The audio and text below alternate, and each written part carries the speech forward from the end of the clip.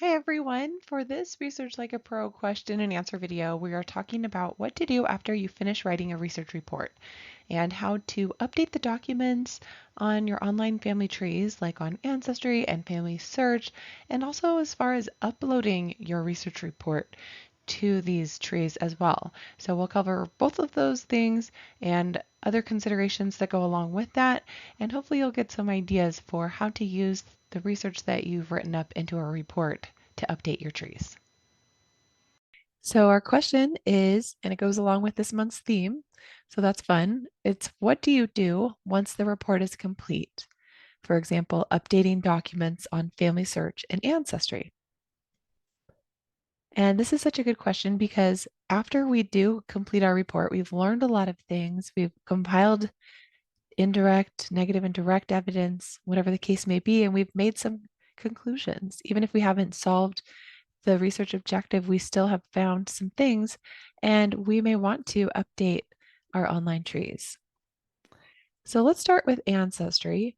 Many of us use Ancestry, and one way that you can easily update Ancestry is by updating your family tree program and then syncing it to Ancestry. And there are two programs that do that, Roots Magic and Family Tree Maker. So it would be great to just have it update everything. And Roots Magic does update both Ancestry and FamilySearch. So if you want something simple like that, that you can just update one thing and then both trees are updated, Roots Magic is your guy. Well, as you go along, you can update facts, but I think it's really great to update your tree at the end of your phase of research. When you have your report, you have all the citations written, and you have the images of the documents. And at that point, it's easy to update your tree because everything's ready. You can even upload your report. So if you're doing this, you can just update all of your people in your tree and details and facts. And then once you've updated it on your tree, you can sync to Ancestry. So just so that you can see this chart, I had it in another presentation. These are some of the popular family tree programs. And as you can see, only these two sync with Ancestry. Only Roots Magic syncs with Ancestry and FamilySearch's tree.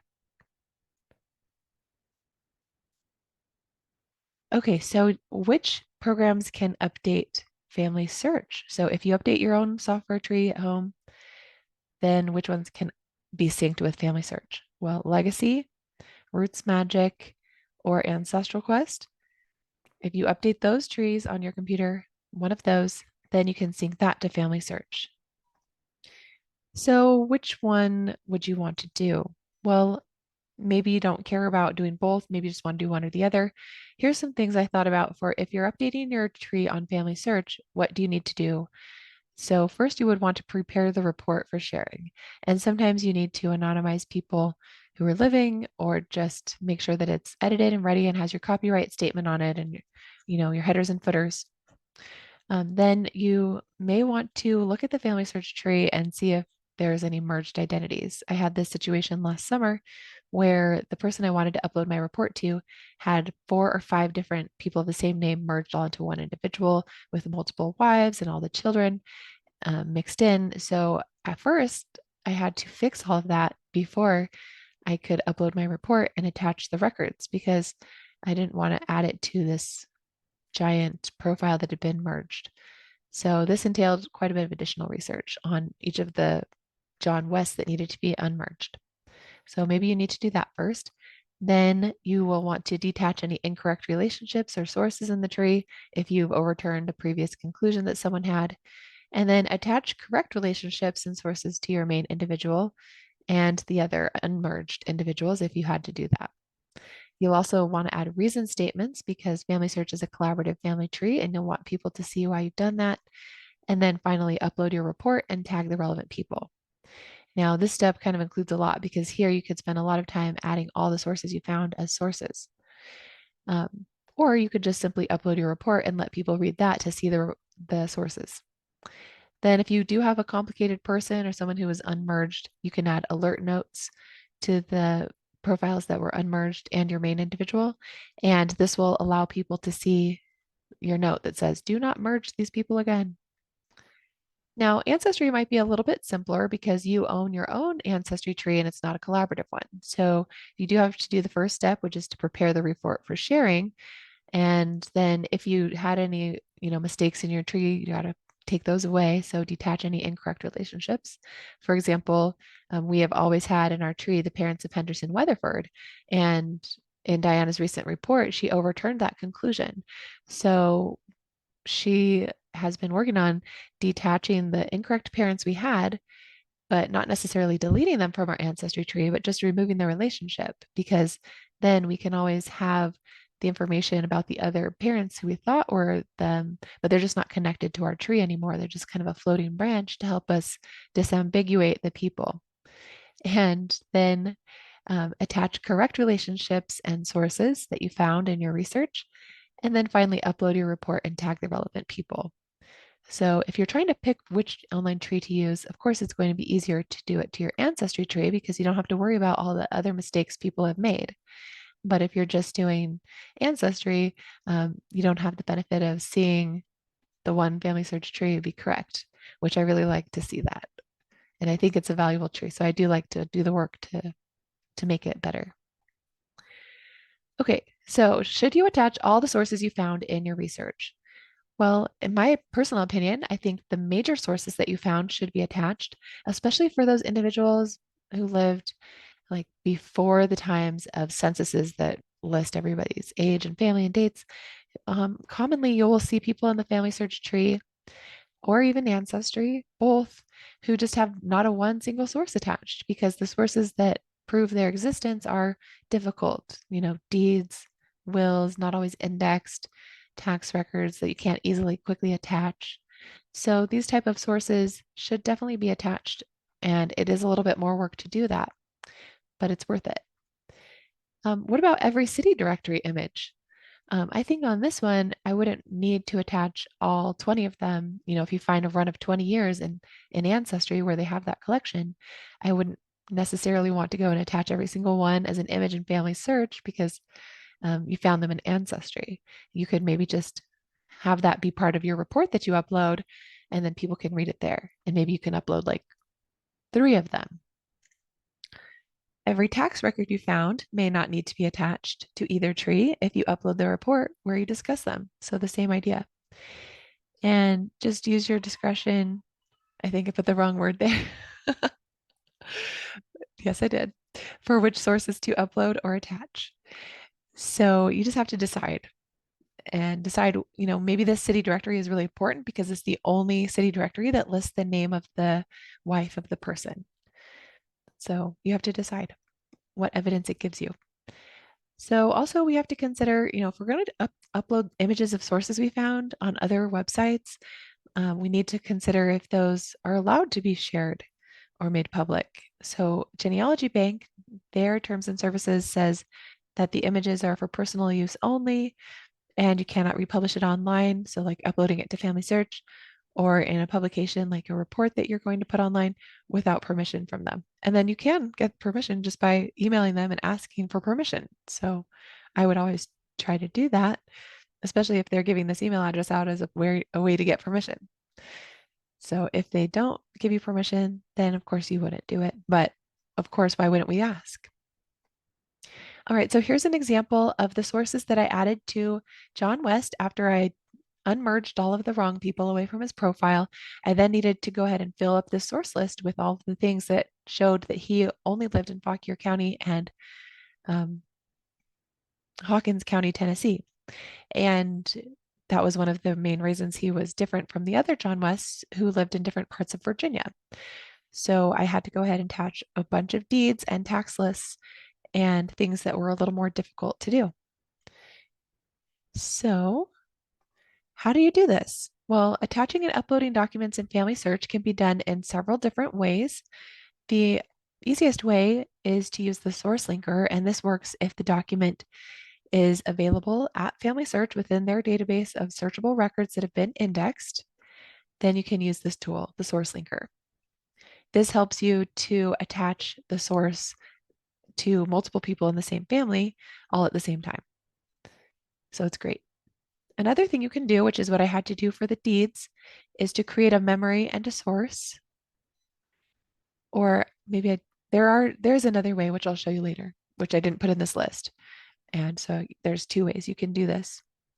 But if, let's say, for example, that you ordered a document, so it's not available in Family Search at all, and there's no rule against posting that online from the people who provided the image. So maybe it's like a death certificate and they don't care if you upload it, then you can upload that image to the Family Search memories for your person's profile, and then you can use that to create a source.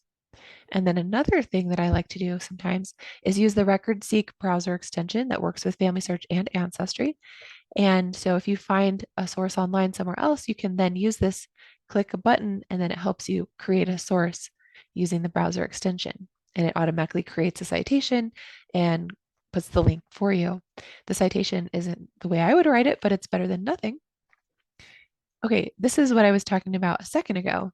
Another way that I should have added to this list here is to attach unindexed sources by using this attach to tree button. And it doesn't take you to a source linker, but it opens up a sidebar. So clicking on that opens the sidebar, and it kind of guides you through the process of adding it as a source. So this is a deed, and then it gives you the title that was already on this image group, deed books, and then you put in the source date, and then you can put in notes. So you can put in what is in the record, and then you can add it to the source box. You can see who else, who else it's attached to. It probably isn't attached to anyone, but it might be. And then as you click next, it guides you through the process of attaching that. So then the next thing I did was try out the Family Search source linker for indexed records. So like I mentioned, this one is a little bit easier to do than the previous one. And I think my highlighting got a little bit off here, so I'm just gonna have to fix that so I can read it. So hold on. Wait, which side are you seeing my slides right now? There we go. Yeah, we're seeing you fix it. There. Now it should be better. Okay, so this was a census record for Hezekiah West, and Hezekiah West, his name here was spelled with an S, and Family Search could not find him in the census. And I had it in my ancestry tree, and I was trying to attach it on Family Search, and it wouldn't find him when I spelled it with a Z, and I hadn't realized that it was spelled with an S. Like when I looked at the word, when I looked at it in Ancestry, it didn't register that it was a Z. So I kept spelling it with a Z in the Family Search 1860 census database and couldn't pull it up. Finally, I searched for West in this township and finally found it so I could attach it. So zooming back out. So when I went to this source, I clicked attach to tree, and you can see actually that I'm focusing on the record of Hezekiah West here. And so clicking attach to tree takes me to the source linker. And like I said, it only works for indexed records like the census. And so in Family Search, all that we had for Hezekiah, I had been updating my ancestry tree, but I hadn't updated him here yet. All we had in Family Search so far was the 1870 and 1880 census. And this wasn't showing up as a hint, and it just was hard to find, but I knew it was there. So I found it and attached it this way. So the first step in using the source linker is to choose the person that you want to attach it to. So I went to Hezekiah's profile in the Family Search tree and copy and pasted his ID and pasted it here. Then you can see the person, click select, and then it brings over their details to the right side. Then the details from the 1860s census, you can choose what you want to bring over. And I brought over both of these. And then here is where you put the reason.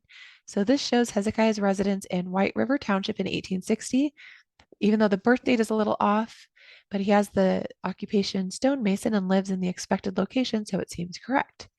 So you can see here that the birth was listed as 1821 based on calculating from his age, whereas previously we had that it was 1817, but it's within 4 years and all the other information matches up. So that's the reason I'm attaching the source. Okay, so he was actually living with a bunch of other people in the Watkins family. And so these people are not really easy to attach because they're not relatives of Hezekiah. But if these were all his siblings and his wife, then it would be easy to attach them because you can see there's even a spot ready to attach Elizabeth Martin Harrison, his wife's census. So I actually wanted to see if these were all attached, and you can kind of see with the green check mark that they are already attached to someone in the tree. But if you click on one of them, then, or actually not clicking on them, but changing the person right here allows you to select another person on the record and then see who they're attached to. So doing that was helpful. All right, now let's talk about uploading a source to FamilySearch Memories. So if you go to the Memories tab, you can then click Add Memories. When you click that, it opens up this dropdown and you can add audio, a text story that you just type into, or you can upload a file. And that's the one that you're usually going to want to do if you have an image, which is a lot of the time what we are adding. So then you can upload your image there as a file. And then it asks you, is your file on your device, like your computer or your phone? Like in your files, or is it in your gallery of FamilySearch uploads that you've already added?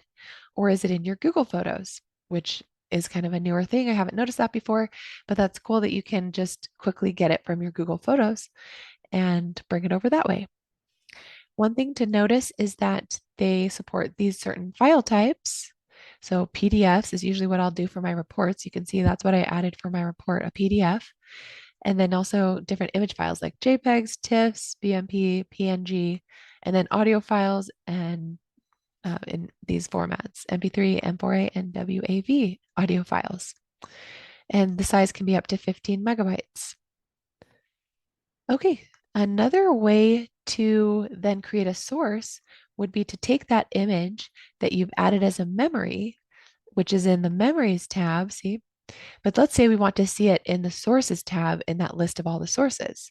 So the way that we would do that is by going to the Sources tab, and now that we've already added it as a memory, we can click Add Source, and then there's three options: add a new source, where you just type it in and put a link, or add a new memory source, where you select an image or PDF that you had here, and then incorporate that image of it to your source with the title and the citation and the details from the source. And then the third option here is to attach from the source box. So let's say you've already created a new source for one of your ancestors like John West, but now you want to add that source to his son, Hezekiah West, and it's already in the source box. So you can just go ahead and attach that same source to another person. That would be something in your source box. So here we're clicking on add a new memory source, and that's the end of that.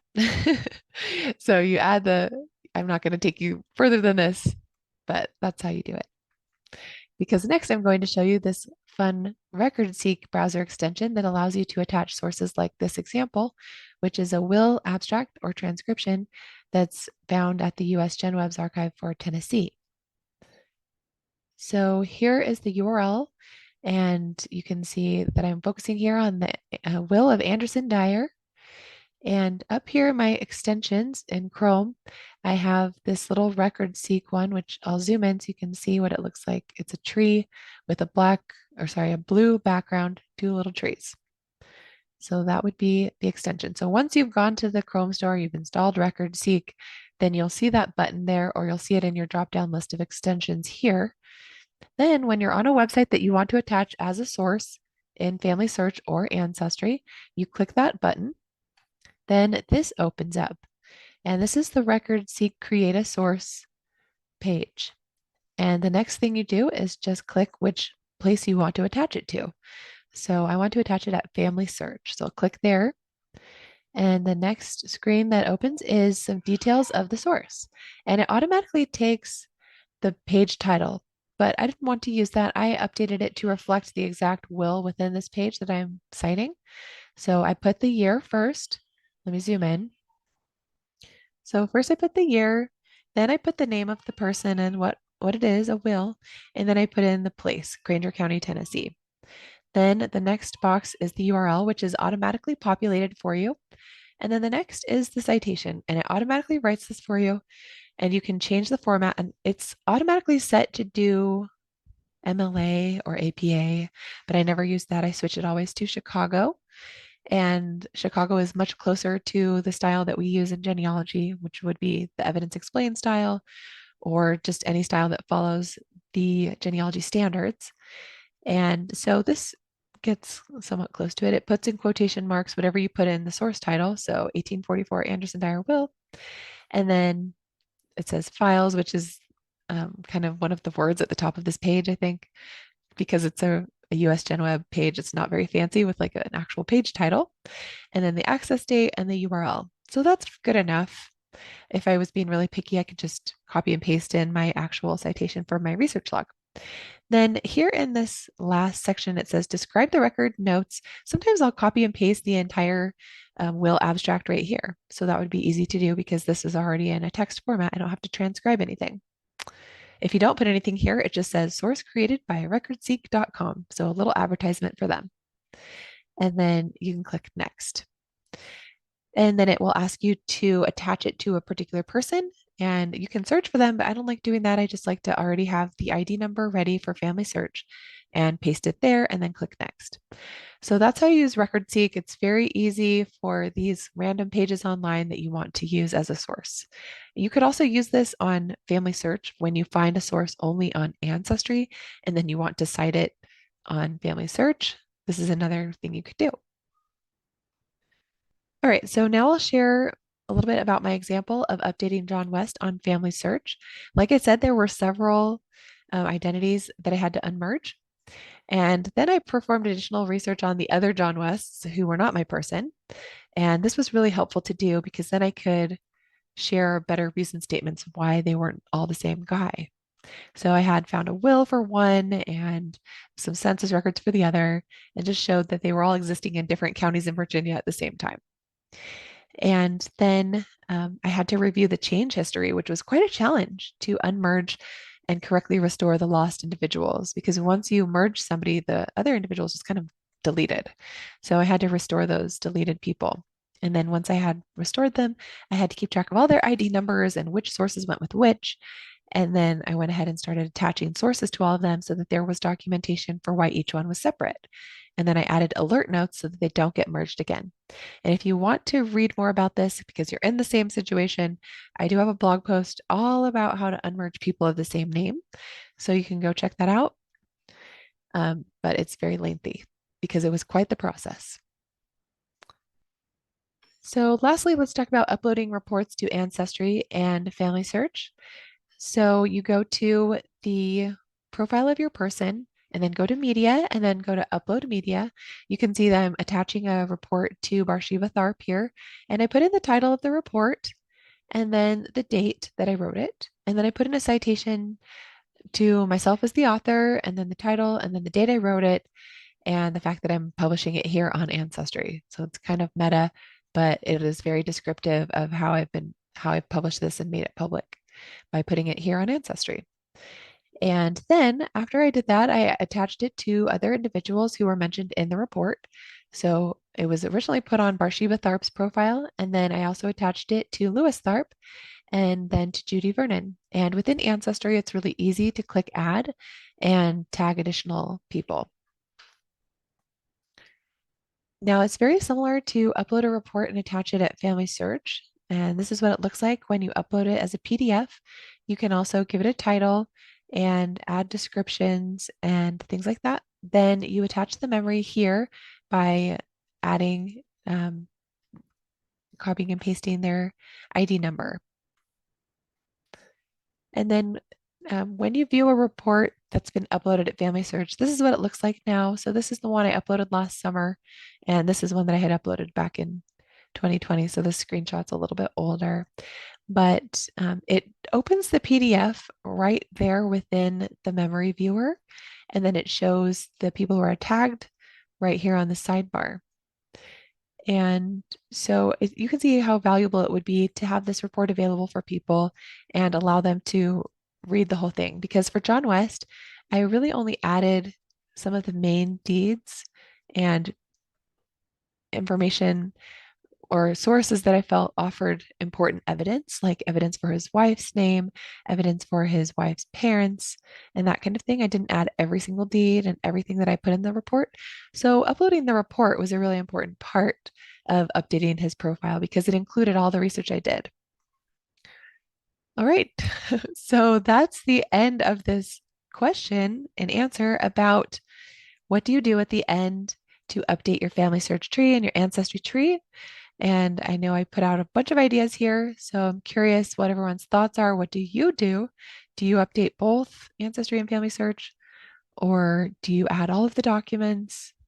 Another thing that I didn't mention that you could do, especially if you're doing a research report that you then have a separate document file, you could just upload that as a PDF rather than uploading each of those documents separately, which is less work, but maybe less valuable than uploading them individually to the sources tab.